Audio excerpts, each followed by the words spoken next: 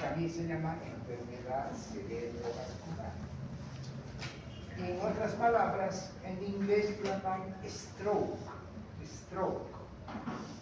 El término stroke es usado en general, en inglés, ¿no?, para describir una variedad de condiciones en las cuales el flujo sanguíneo cerebral se reduce. Entonces, cualquier situación en la que haya un hipoflujo sanguíneo cerebral, a eso vamos a llamar stroke. Y en castellano, stroke es bien difícil de definir. Stroke es una palabra tan poco exacta que nosotros llamamos al stroke accidente cerebrovascular. También se puede llamar enfermedad cerebrovascular. ¿Cuál es su denominador común? Que el flujo sanguíneo cerebral se reduce. ¿Por qué se reduce? Ya sea por algunos motivos, como ser factores oclusivos. A eso vamos a llamar accidente vasculocerebral oclusivo. Si es un trombo la causa, vamos a llamar accidente cerebral trombótico. Si es por hipoflujo, vamos a llamar accidente cerebrovascular isquémico. Y si hubiera el antecedente del paciente que ha hecho una hemorragia cerebral, a eso vamos a llamar accidente cerebrovascular hemorrágico. Entonces tiene varias situaciones en las cuales se da el stroke, pero como término es una oclusión, es una obstrucción. ¿De qué? Del flujo sanguíneo. Ahora, vamos analizando primero la enfermedad cerebrovascular como isquemia, accidente isquémico. ¿Cuál será el objetivo? Es determinar e identificar las causas fisiopatológicas y la correlación clínica en los accidentes isquémicos cerebrales. Y es isquémico, ¿por qué? Porque hay hipoflujo. Puede ser que haya hipoflujo secundario a que aumente esa vasoconstricción. Se están cerrando demasiado los vasos. Otra causa puede ser más bien mucha exagerada vasodilatación. ¿Dónde? A nivel sistémico. ¿Y eso qué condiciona? Un bajo débito cerebral. Pues si hay vasoconstricción de las arterias cerebrales en el polígono de Willis o vasodilatación sistémica que haga una hipotensión, que el paciente termine haciendo una hipotensión, ¿dónde? Pues del organismo humano. Si entramos en hipotensión con una diastólica, ojo, con una presión diastólica por debajo de 50, hay ya severa hipoperfusión cerebral. Y eso es malo, Entonces, eso es el accidente isquémico. Habrá que identificar en los objetivos terminales del tema los cambios hemodinámicos, moleculares y las vías patocelulares de la fisiopatología de la enfermedad cerebrovascular isquémica. Y aquí tenemos la irrigación de la arteria cerebral. Viene a partir de esto que es el callado de la aorta, de donde se van a desprender, por una parte, la arteria mamaria interna derecha, que baja hacia las mamilas, pasando un poquito hacia las mamilas en los dos lados, la derecha y la izquierda, que están pasando por las mamilas.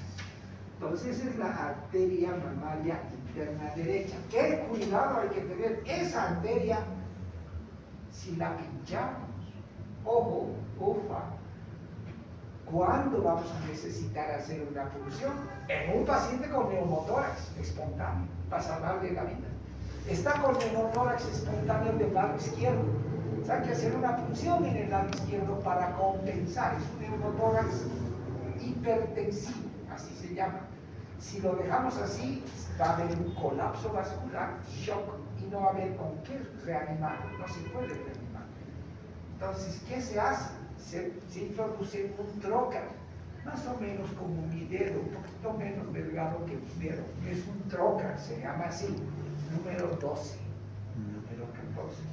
Y de largo es apenas así, de este tamañito. La cosa es que sea un trocar, que podamos poner ¿dónde? En el segundo espacio intercostal del lugar del neumotórax, puede ser izquierdo o derecho. Y siguiendo ¿dónde? Segundo espacio intercostal, haciendo una línea que baje de la clavícula en su porción media hacia la mamila. Pero ojo, justamente en ese trayecto está la arteria mamaria interna. Aquí está. Cuidado, un poquito por fuera hay que hacer esa punción para no dañar la mamaria interna. ¿Estamos? No hay que dañar la mamaria interna. Luego de este callado del tronco brachiocefálico está emergiendo no solo la arteria mamaria interna derecha, también tenemos a la arteria subclavia derecha, que es otra arteria que se puede funcionar cuando colocamos una vía central a través de qué vía? Subclavia, por debajo de la subclavia. Entonces, hay que cuidar eso. Estos son grandes vasos que están acompañando, pues, que van a ir hacia la irrigación cerebral. Están acompañando, por detrás tenemos un poquito hacia atrás y lateral a la arteria vertebral derecha. Luego tenemos la misma carótida derecha, la carótida interna, la carótida externa, y finalmente más hacia arriba las arterias basilares. ¿Que hay que saber anatomía para este tema? Sí, señores, tienen que repasar. Luego nos vamos hacia el lado izquierdo y vamos a tener la arteria subclavia izquierda y vamos a repetir lo que acabo de analizar a este lado. Junto con aquí arriba, la carótida izquierda, la interna y la externa. Dos carótidas. Cuando hacemos punciones en el cuello, hay que tener en cuenta los triángulos del cuello. Cosa de que para hacer colocar una vía yugular interna, cuidado con pinchar una arteria. Hay que evitar pinchar las arterias. Para eso se describen las técnicas necesarias en cualquier libro de medicina clínica. Muy bien. Y aquí está el famoso polígono de Willis. Aquí tenemos todas las arterias que conforman este famoso polígono de Willis. Acá es donde, en este polígono de Willis, por lo general se pueden dar los aneurismas. En cualquier lugar del cerebro se van a dar aneurismas, pero a veces se dan en el polígono de Willis, y esos son los más peligrosos, porque hay que clampearlos para solucionar. El día de ayer salía publicado, en un artículo, de que se están haciendo cirugías guiadas por robots cerebrales, una belleza. Recién ha salido el reporte la semana pasada, el jueves pasado de la semana pasada, de este exitazo de un cirujano, un neurocirujano colombiano. No es americano, no es europeo, es colombiano. Colombia tiene muy buena medicina, especialmente la Facultad de Medicina de la Universidad Javeriana de Colombia, una de las mejores de Sudamérica. Y ahí el neurocirujano explicaba, simplemente decía, hemos reseccionado un tumor a través de láser con ayuda robótica. Es decir, han logrado reseccionar 89% del tumor sin dañar la estructura nódular. Así que es una maravilla, eso da una gran esperanza a aquellos que tienen tumores cerebrales. Se pueden ahora reseccionar con el equipamiento. Obviamente era un quirófano tan lindo, tan actualizado, lleno de tecnología, bombas, pantallas, todo, y un bracito de un robot que hizo todas las cirugías. Fantástico, fantástico, fantástico. Encima sale publicidad. Uy. Entonces, el polígono de Willis, una leidita, por favor, no vamos a detenernos. Lean este polígono de Willis, una leída es importante. Miren, paciente mujer de 75 años, desde el año 2015, cuando todavía estaba abierta, tenía abierta la unidad, residente de Villa Copacabana, vivía en Villa Copacabana, aquí cerca en Villa Copacabana de Miraflores, y la fecha de admisión en UTI fue el 31 de agosto del año 2015. Miren ustedes, esto es una arteriografía,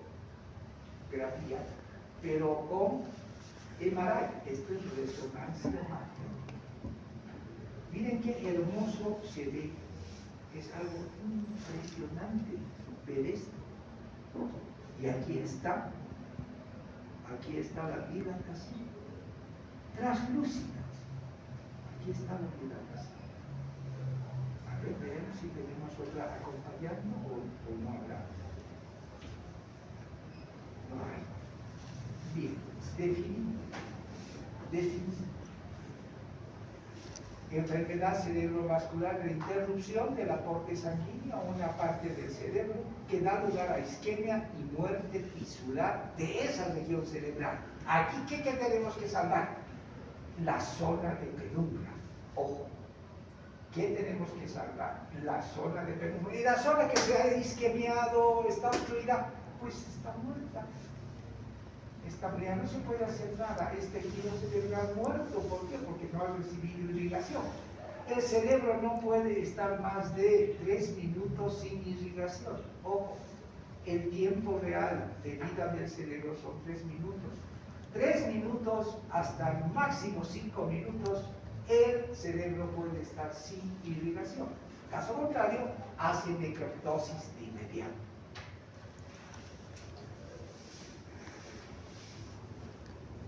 En epidemiología puede afectar a niños, adultos, jóvenes, pero a esta edad es más. Estamos hablando de gente por encima de los 60 años. A esa edad es más. Factores de riesgo, todos estos, desde la hipertensión, la diabetes, las dislipidemias, especialmente las hipercolesterolemias asociadas a hipertrigliceridemia, el incremento del peso, la obesidad. Las personas tienen que hacer conciencia de que no es bueno tener masa corporal muy grande. En otras palabras, el índice de masa corporal no tiene que llegar a 24. Ese es el objetivo del ser humano en ningún momento de su vida. Deshidrataciones. Esto es importante. ¿En qué caso la deshidratación? Ojo, esto es importantísimo.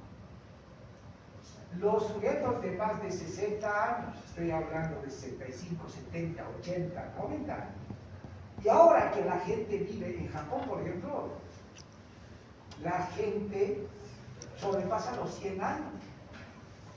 ¿Por qué en Japón sobrepasa los 100 años? Tipo de vida, tipo de alimentación, cultura. Son gente muy dedicada a hacer las cosas bien. Por eso es que viven tanto tiempo. Pero a mayor edad también pueden haber más problemas. ¿Qué pasa con los sujetos que están deshidratados y tienen más de 60 años? Ojo, más de 60 años, deshidratados de más de 60 años. Los deshidratados de más de 60 años pueden hacer accidente vasculocerebral en caso no se hidraten bien. ¡Wow! Eso es impresionante. Y antes de los 60 años, pues no pasa nada. Nos deshidratamos y pues nos deshidratamos, luego nos vamos a hidratar. No hay problema. Pero no a partir de los 60 años. Y a partir de los 60 años, ¿por qué puede deshidratarse un sujeto? No es que se olvida hidratarse, sino que no tiene la necesidad. ¿Y por qué no tiene la necesidad? Simplemente no tiene necesidad porque sus osmoreceptores ya no están funcionando bien. A partir de los 60 años, los osmoreceptores, los receptores de osmolaridad sérica ya no funcionan bien. Por lo tanto, el mecanismo de la sed desaparece.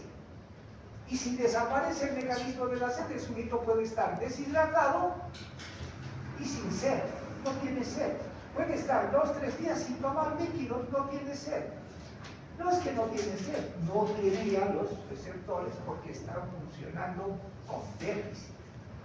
Entonces, ¿qué tipo de accidente vasculocerebral hacen estos pacientes de más de 60 años por deshidratación? No es accidente vascular cerebral arterial, no. Es accidente vascular cerebral venoso. Esa es la gran diferencia en que sea un accidente vascular arterial o venoso. Es venoso en los viejitos por deshidratación muchas veces, pero también puede ser por dislipidemias o diabetes o obesidad. Trastornos cardíacos, obviamente, las disritmias, las fibrilaciones, pacientes que tienen arritmias y no están anticoagulados, son los que también hacen accidentes vasculos cerebrales. Y los pacientes que tienen neumopatías obstructivas, no restrictivas, las obstructivas crónicas. ¿Y esto en relación a qué?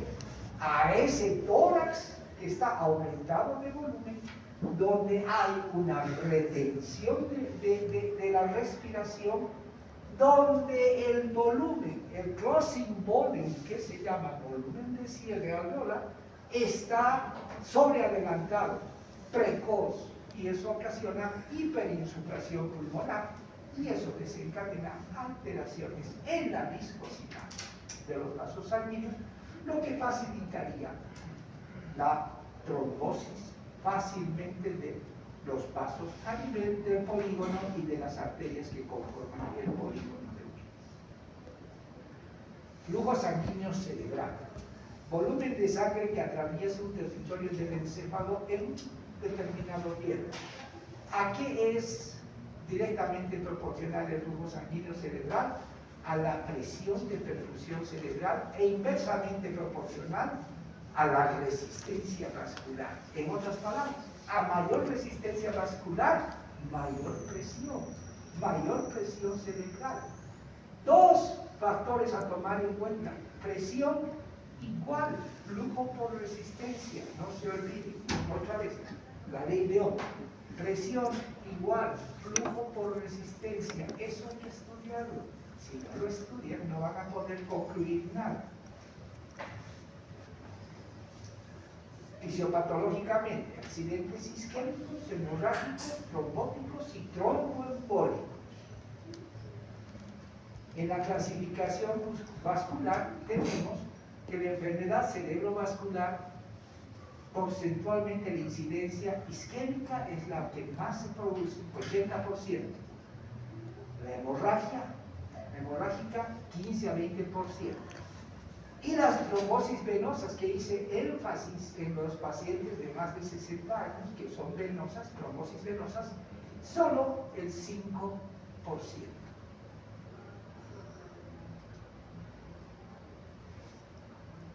Algo que hay que tener en cuenta es que tanto en el traumatismo cráneoencefálico como en el accidente cerebrovascular se dice un aforismo, porque todos los órganos tienen su tiempo. Tiempo es cerebro. ¿Cuánto tiempo tenemos para atender adecuadamente un accidente vasculocerebral? 2 horas. Pasado eso, el margen de poder sacar a un paciente sin daño colateral se reduce. O sea que tiempo es cerebro. ¿Cuántas horas tenemos? 2 horas para manejar ese cuadro. Si nos tardamos mucho, no vamos a poder hacer nada. No se puede hacer nada en definitiva si tardamos mucho. Es por eso que decimos tiempo el cerebro. ¿Cuánto tiempo tiene a manejarse un corazón isquémico en infarto? 6 horas. No se olvide, 6 horas. En esas 6 horas manejamos el infarto, todo sale bien. Pero no, manejamos a las 12 horas. Al día siguiente ya no salen las cosas como uno quisiera. Y por eso que tiempo es cerebro, 2 horas. ¿Y qué vamos a rescatar? Zona de penumbra, no se olvide.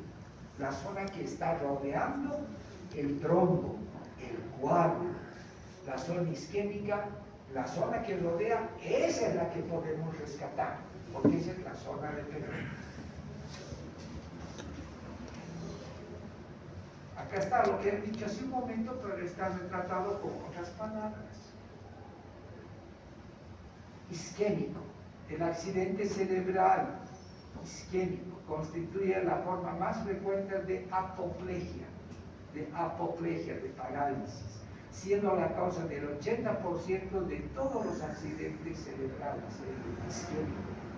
Accidente cerebral isquémico. Aprovecho esta lámina. Miren acá. Todo lo que está aquí alrededor de este punto negro, ese es el punto de necrosis. Este es el punto de necrosis, aquí está. Ese es el punto de necrosis.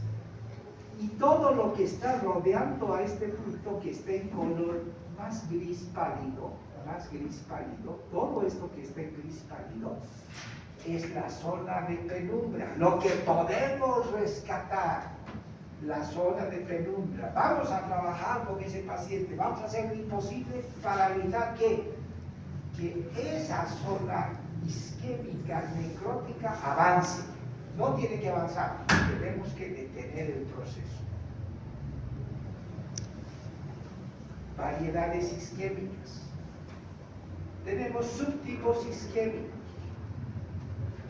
Este es un estudio, un trial llamado POST, por acrónimos de ¿qué?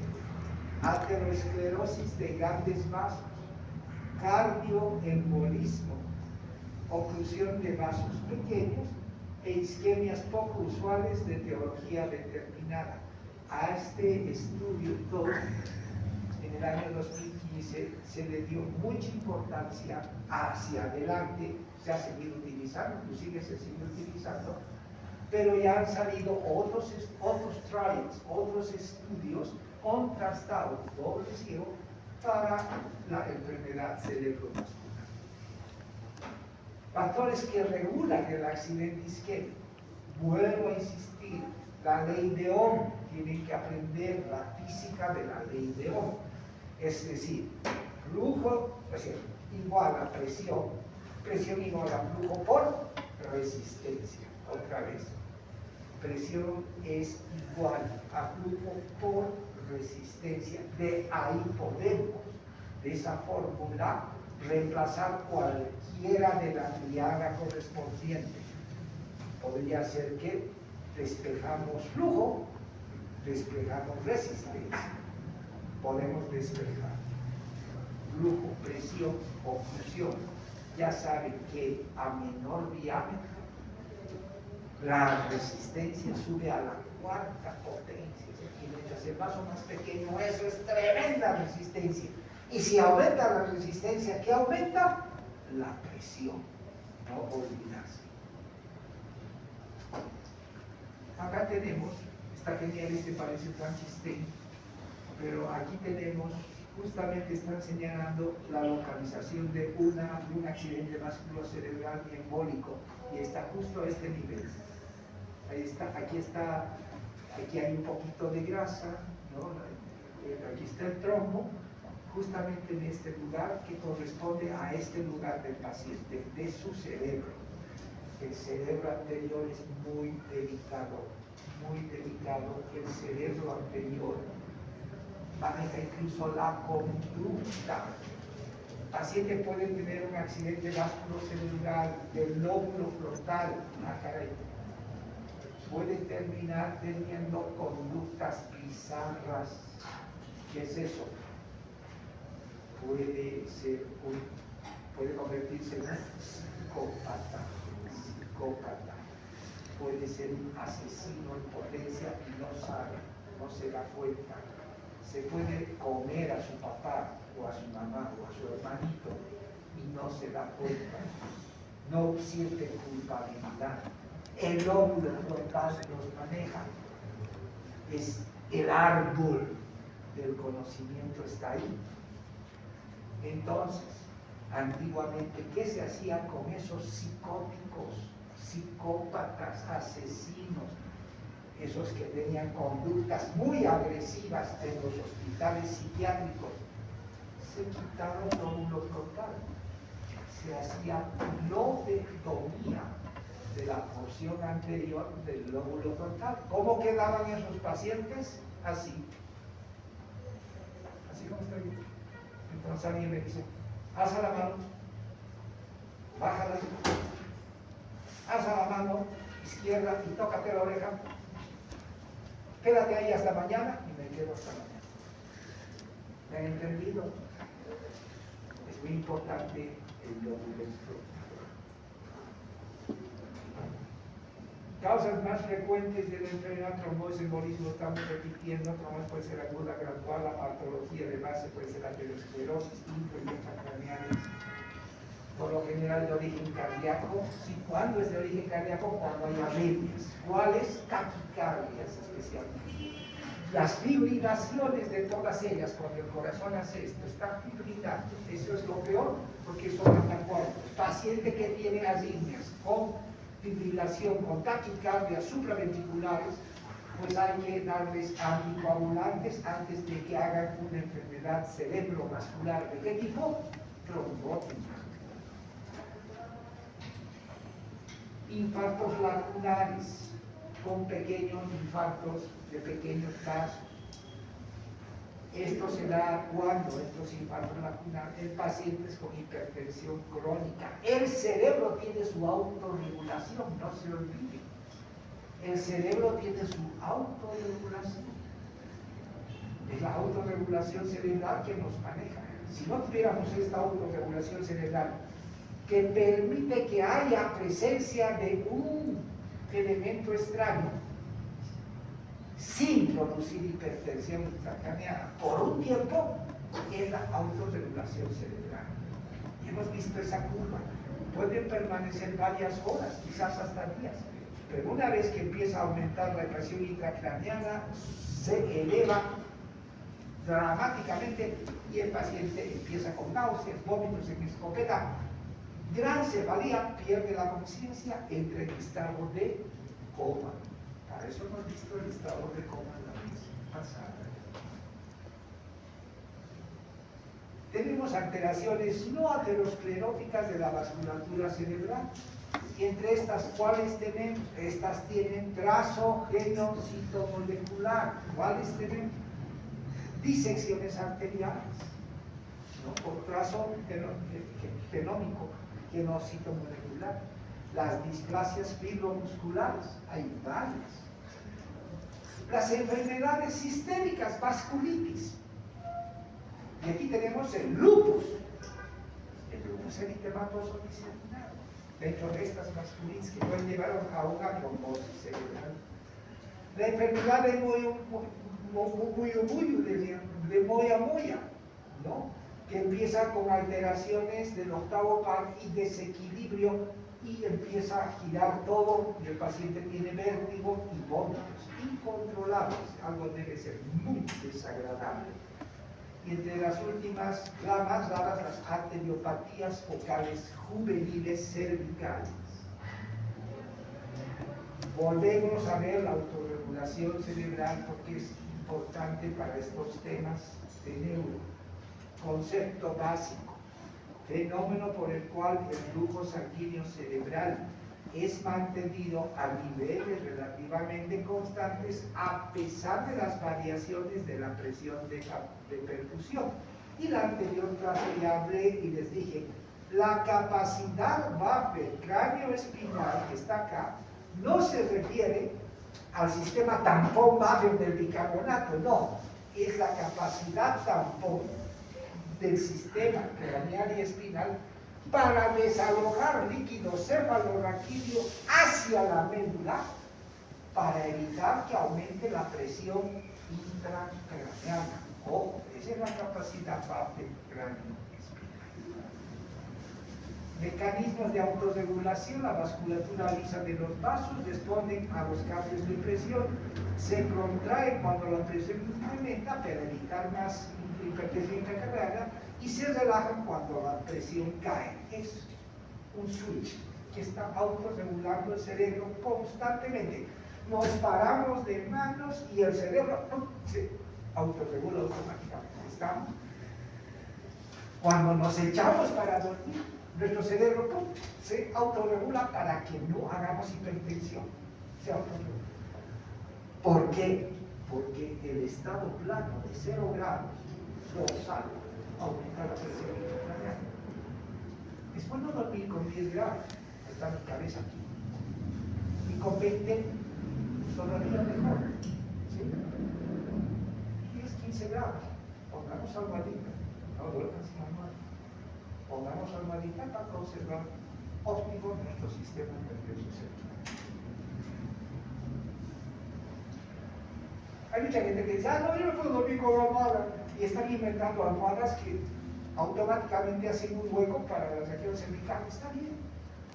Porque mucha gente duerme con la cabeza así, como estoy haciendo yo ahorita. Eso es malo. Mira, ahorita la posición que he hecho me ha hecho dar una pulsada atrás.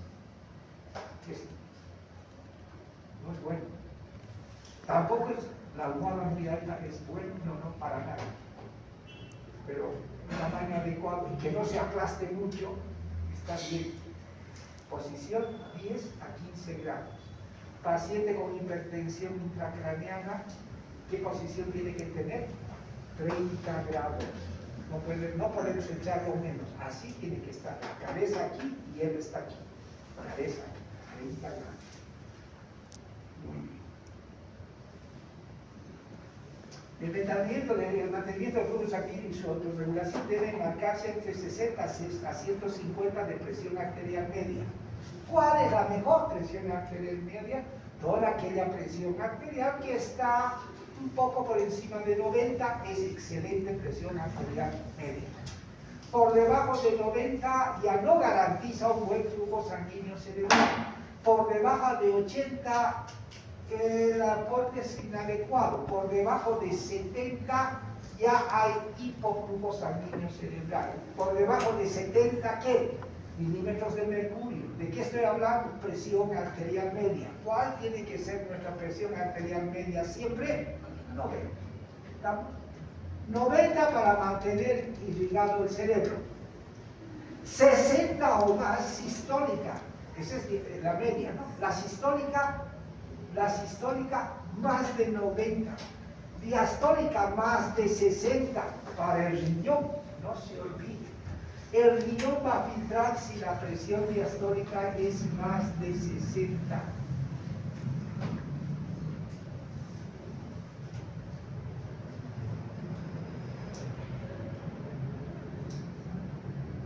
Autorregulación en enfermedad isquémica. Así como las presiones de perfusión cerebral caen, los vasos sanguíneos se dilatan para ofrecer menor resistencia y aumentar o mantener el flujo. La caída por debajo de 60 provoca hipoflujo, menos de 60 ya les dije, y aumenta la fracción de extracción de oxígeno en el tejido cerebral.